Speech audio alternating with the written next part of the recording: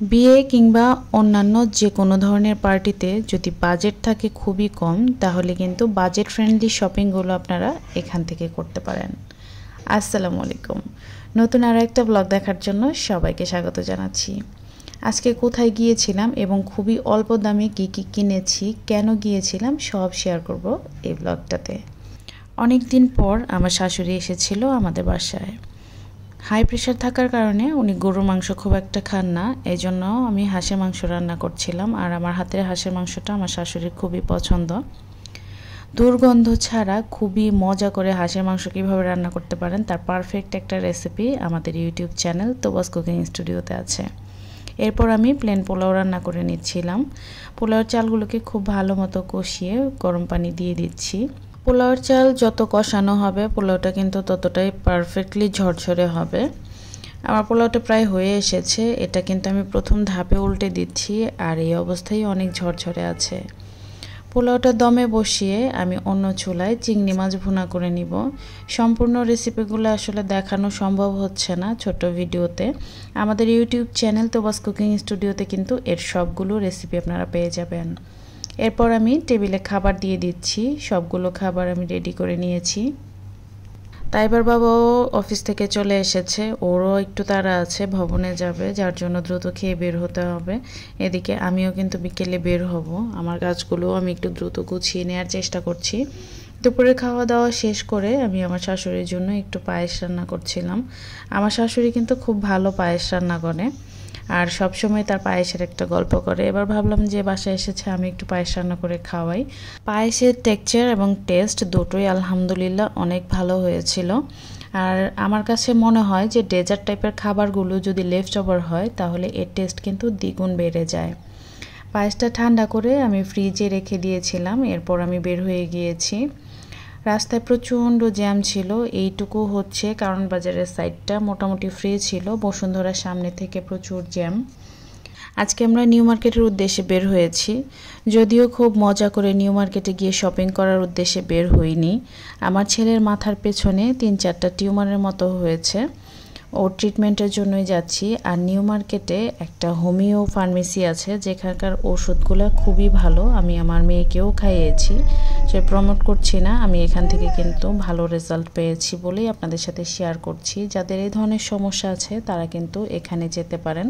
আর এই ফার্মেসিটা হচ্ছে নিউ মার্কেটের 4 নাম্বার গেটের যে গলিটা, এই গলি ধরে একটু সামনে এগিয়ে গেলেই পেয়ে যাবেন, বা যে কাউকে জিজ্ঞেস করলেও পেয়ে যাবেন। এটা কিন্তু শুধু ফার্মেসি না, এখানে আপনারা ডাক্তারও পেয়ে যাবেন, ডাক্তার দেখিয়ে তারপর ওষুধ নিতে পারবেন। আর এই ফার্মেসিতে আপনারা আগের থেকে ডাক্তারের কোনো সিরিয়াল দিতে পারবেন না, এসেই দিতে হবে। জ্যামের কারণে কিন্তু আমার অনেকটা সময় নষ্ট হয়ে গিয়েছিল, সিরিয়ালটা একটু পেছনে পড়েছে। সিরিয়াল দেওয়ার পর ওখানে বসে থাকতে হবে অনেকক্ষণ, এটা ভেবে আমি আর আমার শাশুড়ি দুজনে মিলে একটু শপিংয়ের জন্য বের হই। তারপর আমার শাশুড়ির জন্য চুড়ি, জুতা, আমার মেয়ের জন্য অনেকগুলো ক্লিপ কিনি।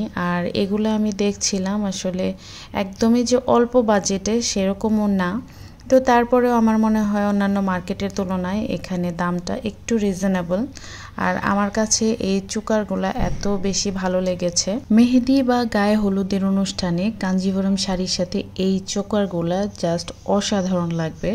সেই সাথে যাদের বিয়েতে বাজেট একেবারেই কম বা ঘরোয়া বিয়ে, তারা কিন্তু এখান থেকেই গহনাগুলো নিতে পারেন। এই চোকারের সাথে পার্লের লম্বা সীতা যে হারগুলো আছে আকিক পাথরের, সেগুলো পরলে দারুণ লাগবে। এই কানের দুলগুলো আমি নিয়েছিলাম, কানের দুলটা কিন্তু খুবই হালকা, দেখতে বড় হলেও। এরপর আমরা জুতার দোকানে চলে যাই, আমার শাশুড়ির জন্য জুতা কিনেছিলাম এখান থেকে। আমি এই জুতাগুলো দেখছিলাম আর আমার শাশুড়ি বলছিল লম্বা মানুষ একটু নিচু জুতা নাও।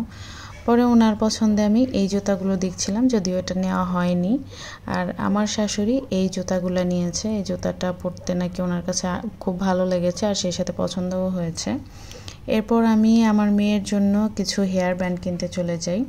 এখান থেকে আমার শাশুড়ির জন্য কিছু হেয়ার ব্যান্ড নিই, আর তাইবার জন্য আমি এই রাবার ব্যান্ডগুলো নিই, সেই সাথে একটা স্লিপার মাস্ক নিই। এরপর আমার শাশুড়ি বলছিল 3 পিস কিনবে, এই জন্য আমরা মার্কেটের ভেতরে চলে যাই। আর এখানে এত বেশি জিনিস কোনটা থেকে কোনটা কিনবো সিদ্ধান্ত নিতেই কিন্তু আমার মাথা ঘুরে যাচ্ছিল একদম। কারণ অন্যান্য জিনিস পছন্দ হলেও আমার সব সময় নেশা থাকে কুকারিজ আইটেম কেনার। এরপর আমি একটা বিছানার চাদর নিই, এই চাদরটা আমি নিয়েছি।